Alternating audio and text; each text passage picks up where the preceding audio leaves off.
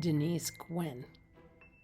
Reading aloud for you from my novel, His Christmas Eve Proposal, Book 3 of The Medicine Women of Alaska, Chapter 9. Naomi tucked her groceries away into the tiny fridge, then hopped into the shower. At some point, she'd have to find a more permanent and comfortable place to live, but for now, this apartment above the practice would suffice. She tried to keep her thoughts focused on housing because she didn't want to think about the handsome doctor who was probably taking her to his home tonight for dinner. And if that didn't sound like a date, then she didn't know what else to call it. As she washed the tension and stress of the day off her shoulders, she warred with her heart. She wanted to cancel her dinner date with Dr. Rutherford. Alarm bells were going off in her head. This was exactly how she'd gotten involved with Ricardo. First, Dr. Hermano Velazquez invited her to his home for dinner one night, and Ricardo just happened to be there, and their mutual attraction for one another ignited like wildfire. She'd become entangled in the swirl of a high society life, and had taken a toll on her medical practice. Naomi was torn between wanting to be with Dr. Drew Rutherford and wanting to run in the opposite direction. He tempted her so much. He was so desirable, so sexy. She longed to wrap her arms around his taut waist and plant 1,000 kisses on his lips. She'd been planning her wedding and thinking on that when she botched up a perfectly ordinary surgery one morning. It was a surgery that shouldn't have derailed her at all.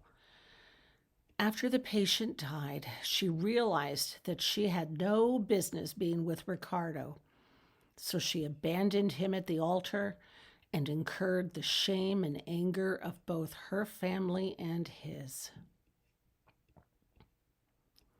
Drew possessed a quality that attracted her deeply, intimately. He made her a bit nervous and shy in his presence, two qualities that she'd never before experienced with Ricardo Velazquez. As she toweled dry and dressed, she shook her head at her thoughts. It was weird. She was acting like a love-struck teenage girl. I do not have a schoolgirl crush on Dr. Drew Rutherford. Naomi stopped pacing back and forth to look out the window. She saw a pickup stop in front of her office building. Her heart filled with gladness as she watched Drew slide out and stand in front of her front door. There it was again, that zing of attraction. No doubt about it, this guy simply made her melt every time she laid eyes on him. She checked herself one last time in the full-length mirror. She looked pretty good. She'd chosen a pair of her favorite jeans, an ecru-colored top with a moderate neckline, yet one that showed some décolletage, and a pair of black leather boots.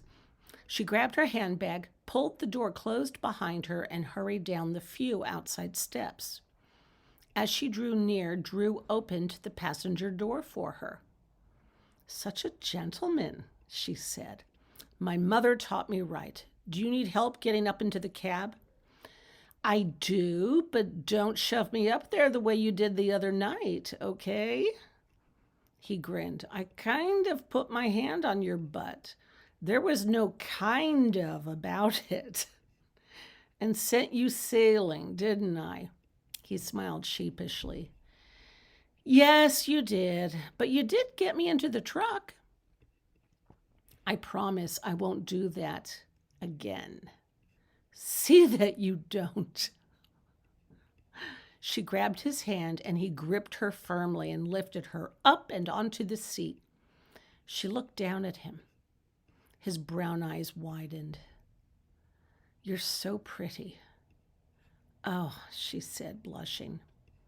I'd better shut the door while I'm still ahead. He closed the door, walked around to his side, slid behind the wheel, and fastened his seatbelt. Now don't forget to fasten your seatbelt. I assure you, I won't forget.